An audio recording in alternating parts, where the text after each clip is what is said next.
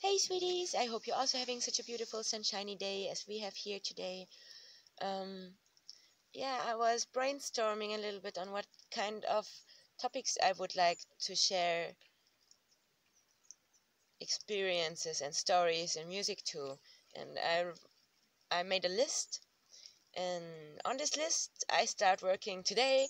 So today I would like to share the first story with you. It's a story of The Little Soul and the Sun by Neal Donald Walsh, who also wrote Conversations with God. It's a quite long story. It's 10 to 12 minutes. So if you have the time now, then I hope you enjoy other ways. Maybe later then.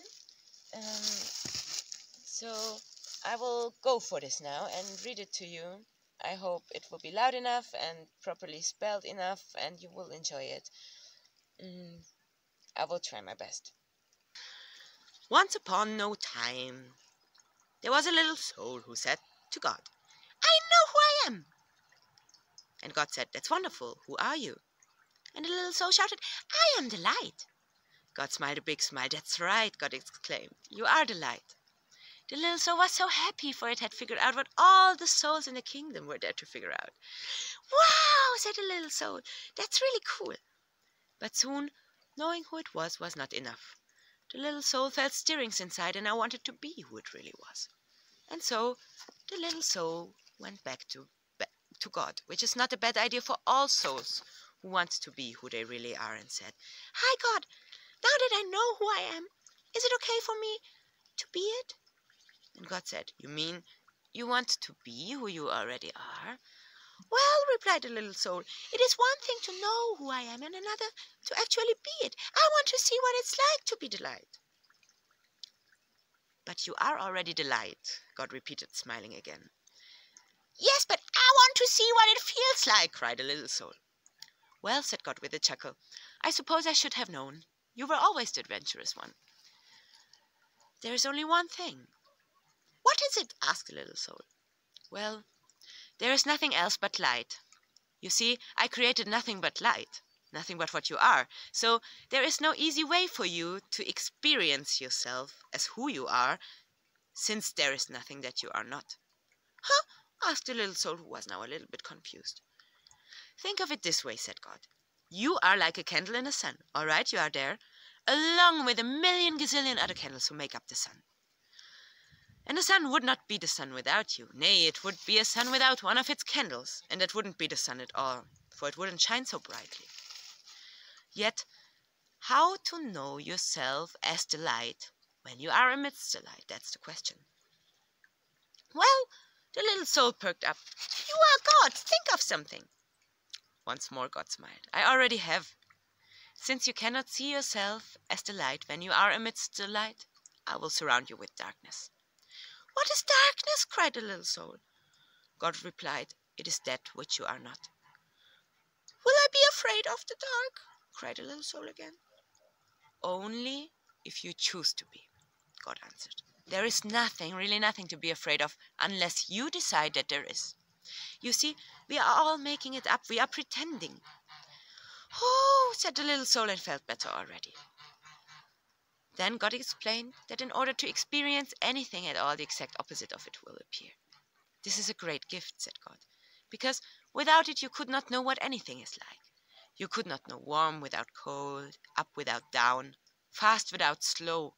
You could not know left without right, here without there, and now without then." And so God concluded, when you are surrounded by darkness, do not shake your fist and raise your voice and curse the darkness. Rather be the light onto the darkness and don't be mad about it. Then you will know who you really are, and all the others will know too.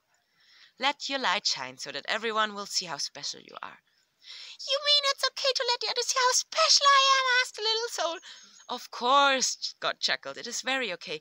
But remember, special does not mean better. Everybody is special in their own way. Yet many have forgotten that. They will see that it is okay for them to be special only when you see that it is okay for you to be special too." "Wow," said the little soul, dancing and skipping and jumping and laughing with joy. "I can be as special as I want to be." "Yes, and you can start right now," said God, who was dancing and jumping and laughing with the little soul. "So What part of special do you want to be? He asked. What part of special? I don't understand. Well, God explained. Being the light is special. And being special has many parts to it. It is special to be creative and patient. Can you think of other ways to be special? The little soul sat quiet for a moment. I can think of a lot of ways to be special, it then exclaimed. It is special to be sharing. Oh, and it is special to be friendly and to be considerate of others. Yes, God agreed, and you can be any part of special you wish to be, or all of those parts together at any moment. That's what it really means to be the light. I repeat this part. Yes, God agreed, and you can be any part of special you wish to be, or all of those parts together at any moment. That's what it really means to be the light. I know what I want to be! I know what I want to be! The little soul announced with great excitement. I want to be the part of special that is called forgiveness. Is it special to be forgiving? Oh yes, God assured, that is very special. Good, said the little soul. I want to experience myself as that. All right, said God. But there is one thing you should know. The little soul was becoming a little bit impatient. It seemed though there was always some complication. What is it? The little soul perked. There is no one to forgive. No one? The little soul could hardly believe what had been said. No one. Everything I created is perfect. There is not a single soul in all creation less perfect than you. Look around you. It was then that the little soul realized that a large crowd had gathered. Souls had come from far and wide, from all over the kingdom, for the word had gone forth that the little soul was having an extraordinary conversation with God, and everyone wanted to hear what they were saying. Looking at the countless other souls gathered, the little soul had to agree. No one appeared less wonderful, less magnificent, or less perfect than the little soul itself. Such was the wonder of the souls gathered around, and so bright was their light, that the little soul could hardly gaze upon them. So who then to forgive? Asked God. Boy, that's going to be no fun at all, grumbled the little soul. I wanted to experience myself as one who forgives. I wanted to know what that part of special feels like. And so the little soul learned what it must feel like to be sad.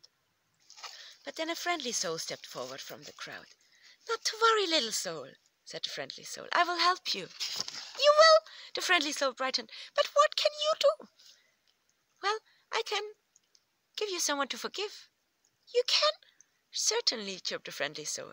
I can come into your next lifetime and do something for you to forgive. But why? Why would you do that? The little soul asked. You, who are a being of such utter perfection. You, who vibrate with such a speed that it creates a light so bright that I can hardly gaze upon you. What could cause you to slow down your vibration to such a speed that your bright light would become dark and dense? What could cause you, who are so light that you dance upon the stars and move through the kingdom with the speed of your thought, to come into my life and make yourself so heavy that you could do this bad thing? Simple, said the friendly soul. I would do it because I love you.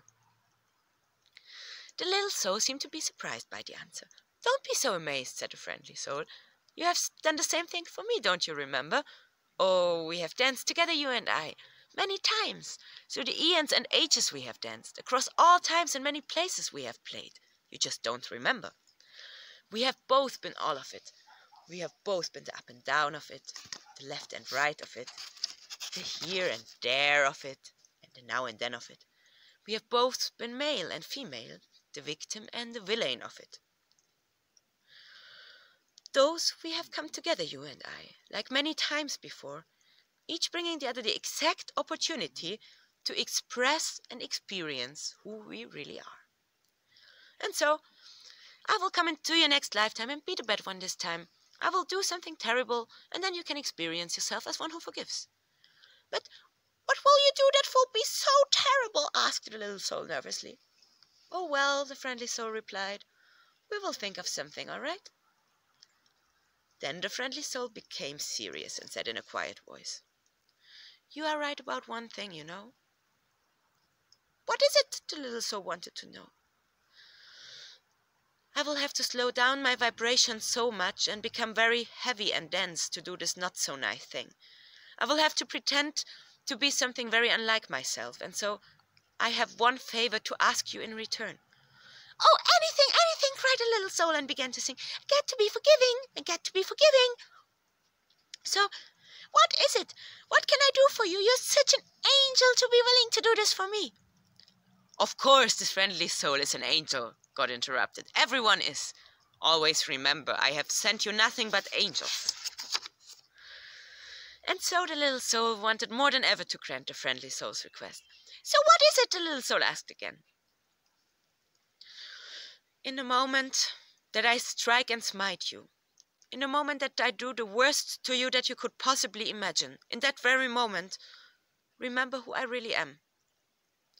"Oh, I will," cried the little soul. "I promise.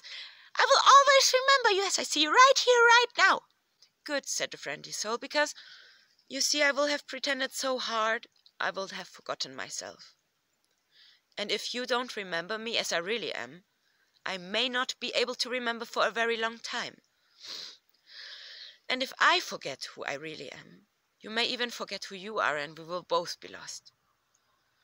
Then we will need another soul to come along and remind us both of who we are."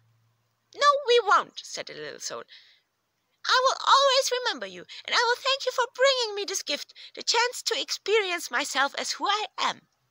And so the agreement was made. And the little soul went forth into a new lifetime, excited to be the light, which was very special, and excited to be that part of special called forgiveness. And the little soul waited anxiously to be able to experience itself as forgiveness, and to thank whatever other soul made it possible. And in all the moments in that new lifetime, whenever a new soul appeared on the scene, whether that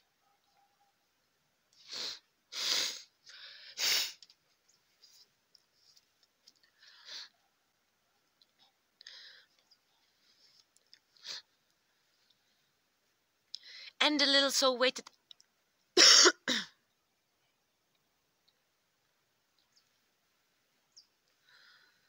and the little soul waited anxiously to be able to experience itself as forgiveness, and to thank whatever other soul made that possible. And in all the moments in that new lifetime, whenever a new soul appeared on the scene, whether that new soul brought joy or sadness, and especially if it brought sadness, the little soul thought of what God had said. "Always remember," God had said with a chuckle, "I have sent you nothing but angels." Love you, angels. See you soon.